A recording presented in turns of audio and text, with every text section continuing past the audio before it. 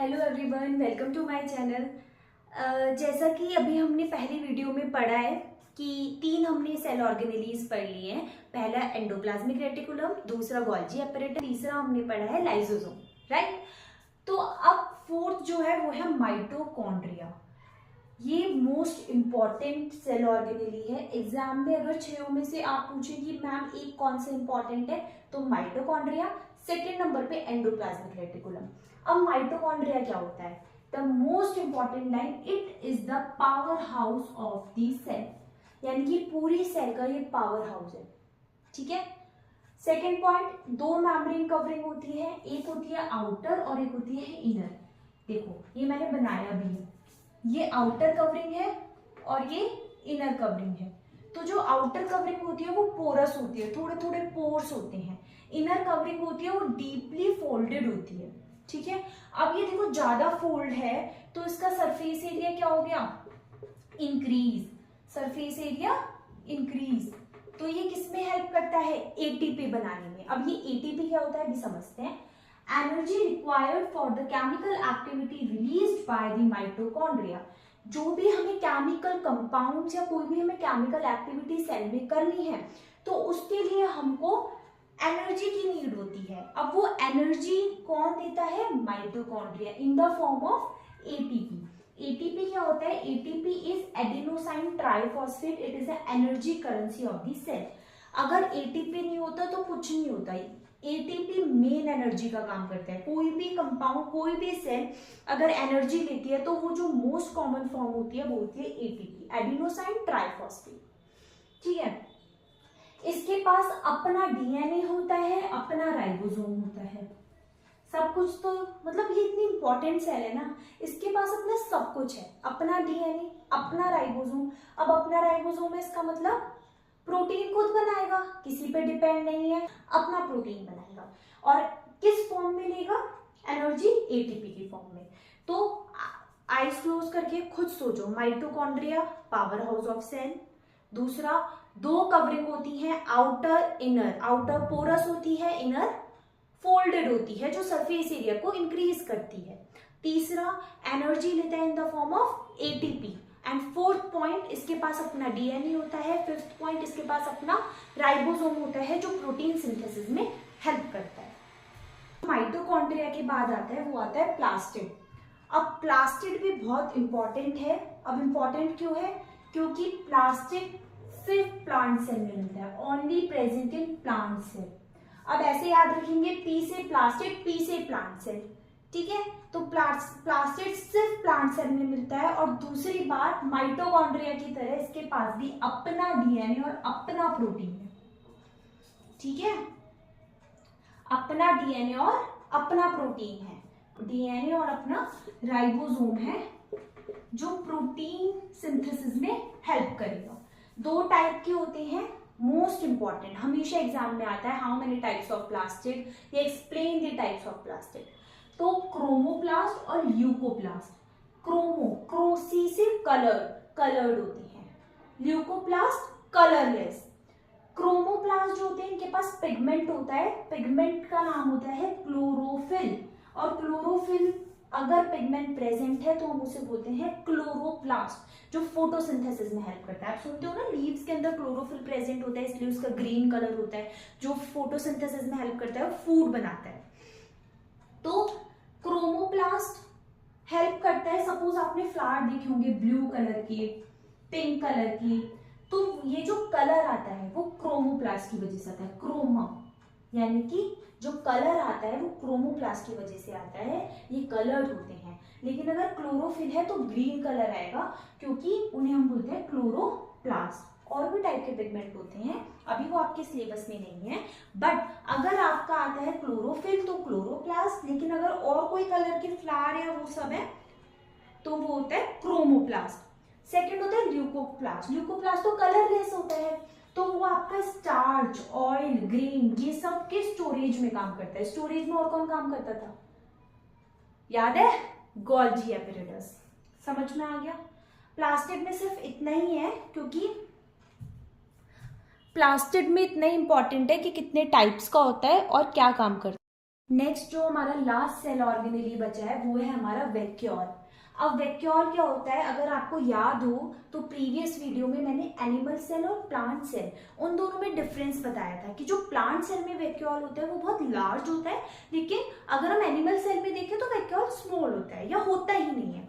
तो ये single membrane होती है वैक्यूल के ऊपर, जिसको हम बोलते हैं टोनोप्लास्ट। क्या बोलते हैं? टोनोप्लास्ट। वैक्यूल ऐसे होता है, सिंगल मेम्ब्रेन होती है सिर्फ, जिसको हम टोनोप्लास्ट बोलते हैं।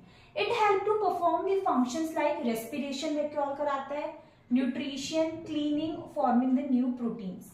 इसका जो मेन फंक्शन होता है वो होता है स्टोरेज का। आप बोलोगे गोल्जी का भी तो होता है, बट गोल्जी आपका स्टोर भी करता है, आपका मॉडिफाई भी करता है, आपका डिस्पैच भी करता है, लेकिन वैक्यूल का काम होता है स्टोरेज।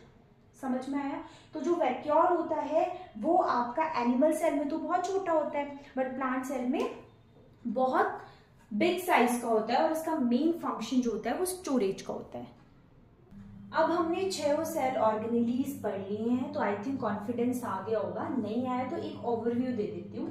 सपोज सबसे पहले हमने पढ़ा ER, एंडोप्लाज्मिक रेटिकुलम, जिसने खाना आपका बनाया, ठीक है। उसके बाद आए हमारे कौन? Golgi apparatus. गोल्जी एपरेटस का क्या काम था बेटा? स्टोरेज और मॉडिफिकेशन का काम था, जो मैंने मीशो वाला एग्जांपल दिया था। उसके बाद हमारे आए लाइसोसोम। लाइसोसोम को कौन बनाता है? याद आए तो Golgi apparatus help in formation of the lysosome, जो किसका काम करते हैं? क्लीनिंग का काम करते हैं। अब वापस कौन स्टोर करता है? वैक्यूल। वैक्यूल भी किसका काम करता है? स्टोरेज का। बाकी जो हमने 2 चीज पढ़ी है, प्लास्टिड एंड माइटोकॉन्ड्रिया, इन्हें किसी की नीड नहीं, बिकॉज प्लास्टिक तो सिर्फ प्लांट सेल में होती है। प्लास्टिक कितने टाइप के होते हैं? 3 टाइप की, chromoplast, chloroplast and leucoplast. Mitochondria double membrane structure होता है। तो प्लास्टिड और माइटोकॉन्ड्रिया दोनों के पास अपना DNA एंड राइबोसोम प्रेजेंट है, तो इन्हें किसी की जरूरत नहीं है, ठीक है। ER ने बनाया, स्टोर हुआ गोल्जी में, लाइसोसोम ने क्लीनिंग की, वैक्यूल में भी स्टोर हुआ, क्योंकि प्लास्टिड माइटोकॉन्ड्रिया के पास अपनी दोनों चीजें हैं। डन?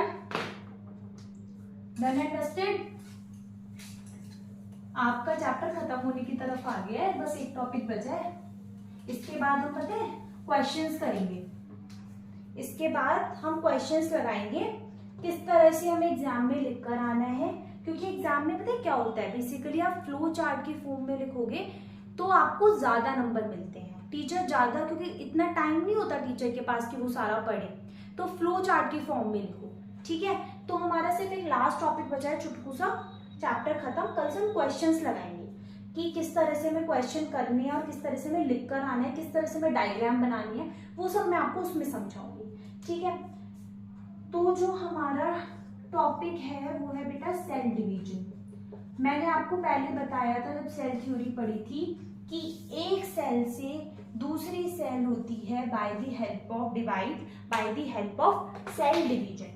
अब सेल डिवीजन बेटा 2 टाइप के होते हैं जो एग्जाम में आ जाती हैं। पहला होता है माइटोसिस, दूसरा होता है मियोसिस। पहला होता है माइटोसिस, दूसरा होता है मियोसिस। माइटोसिस क्या होता है? मैंने आपको क्रोमोसोम बताए थे कि जो क्रोमैटिन होता है, अगर मैं क्रोमैटिन को कंडेंस करूं तो इट विल मेक क्रोमोसोम, है ना बेटा।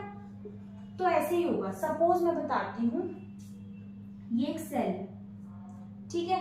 अब जो हम लिखते हैं क्रोमोसोम वो 2n की फॉर्म में लिखते हैं। अब मैंने इसे डिवाइड किया तो इसमें सेल बने। तो ये जो क्रोमोसोम नंबर है 2n, n मतलब जो नंबर है, ठीक है, वो भी 2n ही रहेगा डिवाइड होने के बाद। ऑन दी अदर हैंड, अगर मैंने एक सेल ली, इसका 2n है और ये डिवाइड होके 2 सेल बना रहा है, तो जो क्रोमोसोम 2n यानी कि n+n ना, तो ये n। मतलब मियोसिस में क्या होता है कि जो हमारा क्रोमोसोम नंबर है वो हाफ हो जाता है। दैट्स वाई जो मियोसिस होता है हम उसको बोलते हैं रिडक्शन डिवीजन। क्या बोलते हैं? Reduction division. क्यों बोलते हैं? क्योंकि यहाँ पे जो क्रोमोसोम नंबर है वो हाफ हो रहे हैं। कि मैम हमें एन वाली बात समझनी है। सपोज मैंने माना ये 46 है, तो यहाँ 46 रहेंगे, यहाँ 46 रहेंगे। अब मैंने बोला यहाँ 46 है, तो यहाँ 23 हो जाएंगे, यहाँ 23 हो जाएंगे। दैट्स वाई इसे हम रिडक्शन डिवीजन बोलते हैं। माइटोसिस में क्रोमोसोम नंबर सेम रहती है, on the other hand meiosis में क्रोमोसोम नंबर जो होती हैं वो हाफ हो जाते हैं। ठीक है, तो सेल डिवीजन बेसिकली पूछ लेते हैं एग्जाम में कि माइटोसिस और मियोसिस को एक्सप्लेन करो, तो आप ऐसे फ्लो चार्ट बना के एक्सप्लेन कर सकते हो। समझ में आ गया? आज के लिए इतना ही। वीडियो को लाइक, कमेंट और सब्सक्राइब करना नहीं भूलना। कोई भी डाउट है तो कमेंट सेक्शन में पूछ लेना। हर चैप्टर फिनिश हो चुका है, अब हम क्वेश्चंस लगाएंगे। Thank you so much.